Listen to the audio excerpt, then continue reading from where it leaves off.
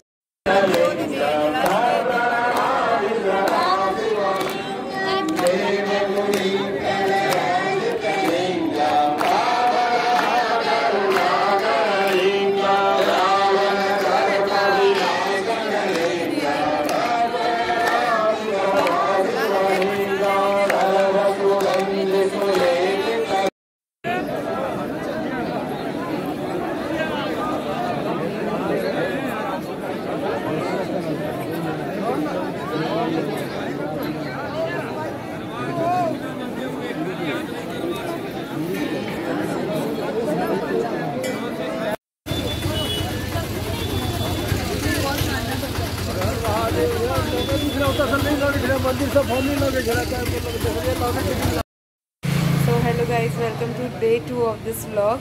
Shruti, what's the update? मेरा update है कि हमारा लगेज अब तक नहीं आया है।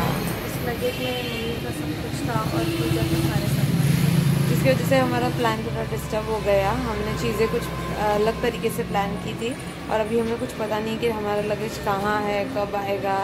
अपडेट्स चेंज हो रहे हैं, कोई कॉल रिसीव नहीं कर रहा है हमारा।